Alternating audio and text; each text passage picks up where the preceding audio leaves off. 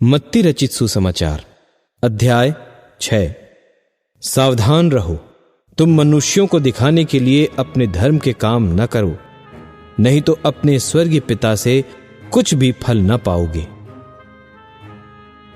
इसलिए जब तू दान करे तो अपने आगे तुरही न बजवा, जैसा कपटी सभाओं और गलियों में करते हैं, ताकि लोग उनकी बड़ाई करें। मैं तुमसे सच कहता हूं कि वे अपना फल पा चुके।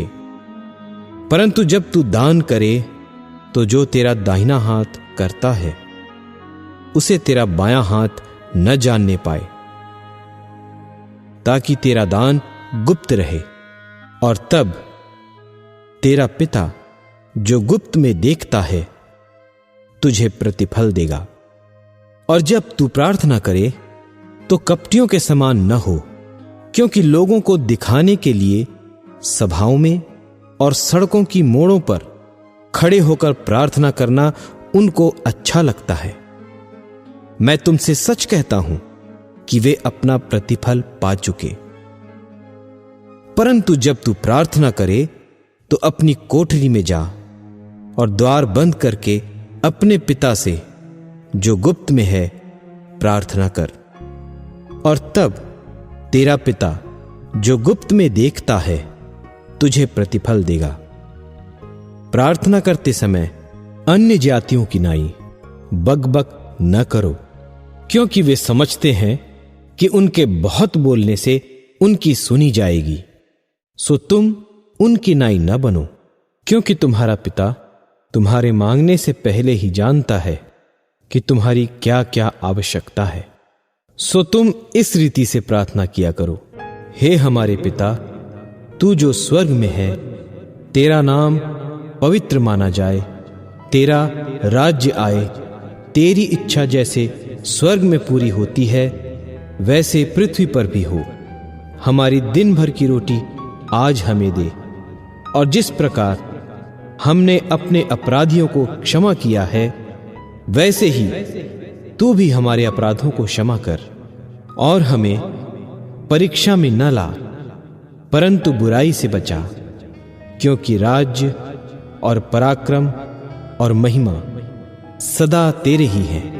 आमीन। इसलिए यदि तुम मनुष्य के अपराध क्षमा करोगे तो तुम्हारा स्वर्गीय पिता भी तुम्हें क्षमा करेगा, और यदि तुम मनुष्य के अपराध क्षमा न करोगे तो तुम्हारा पिता भी तुम्हारे अपराध क्षमा न करेगा। जब तुम उपवास करो तो कपटियों की नाई तुम्हारे मुंह पर उदासी न छाई रहे, क्योंकि वे अपना मुंह बनाए रहते हैं ताकि लोग उन्हें उपवासी जाने। मैं तुमसे सच कहता हूं कि वे अपना प्रतिफल पा चुके। परंतु जब तू उपवास करे तो अपने सिर पर तेल मल और मुंह धो, ताकि लोग नहीं परंतु तेरा पिता जो गुप्त में है तुझे उपवासी जाने। इस दशा में तेरा पिता जो गुप्त में देखता है तुझे प्रतिफल देगा।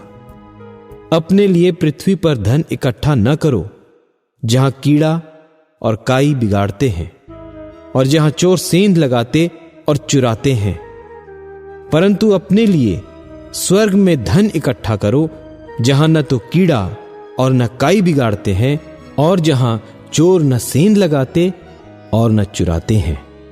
क्योंकि जहां तेरा धन है वहां तेरा मन भी लगा रहेगा। शरीर का दिया आंख है, इसलिए यदि तेरी आंख निर्मल हो तो तेरा सारा शरीर भी उजियाला होगा। परंतु यदि तेरी आंख बुरी हो तो तेरा सारा शरीर भी अंधियारा होगा। इस कारण वह उजियाला जो तुझ में है, यदि अंधकार हो तो वह अंधकार कैसा बड़ा होगा। कोई मनुष्य दो स्वामियों की सेवा नहीं कर सकता, क्योंकि वह एक से बैर और दूसरे से प्रेम रखेगा, वह एक से मिला रहेगा और दूसरे को तुच्छ जानेगा।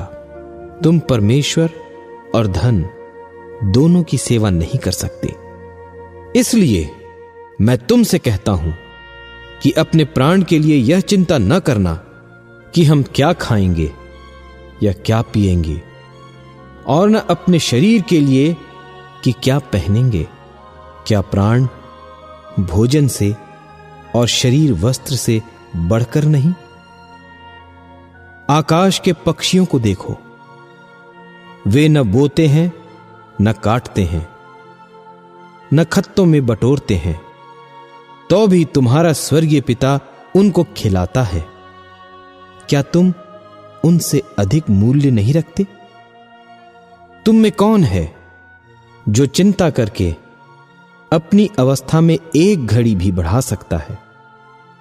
और वस्त्र के लिए क्यों चिंता करते हो? जंगली सोसनों पर ध्यान करो कि वे कैसे बढ़ते हैं। वे न तो परिश्रम करते, न कातते हैं, तो भी मैं तुमसे कहता हूं कि सुलेमान भी अपने सारे वैभव में उनमें से किसी के समान वस्त्र पहने हुए न था। इसलिए जब परमेश्वर मैदान की घास को, जो आज है और कल भाड़ में झोंकी जाएगी, ऐसा वस्त्र पहनाता है, तो हे अल्प विश्वासियों, तुमको वह क्यों करना पहनाएगा? इसलिए तुम चिंता करके यह न कहना कि हम क्या खाएंगे या क्या पिएंगे या क्या पहनेंगे, क्योंकि अन्य जाति इन सब वस्तुओं की खोज में रहते हैं, और तुम्हारा स्वर्गीय पिता जानता है कि तुम्हें ये सब वस्तुएं चाहिए। इसलिए पहले तुम उसके राज्य और धर्म की खोज करो, तो ये सब वस्तुएं भी तुम्हें मिल जाएंगी। सो कल के लिए चिंता न करो, क्योंकि कल का दिन अपनी चिंता आप कर लेगा। आज ही का दुख बहुत है।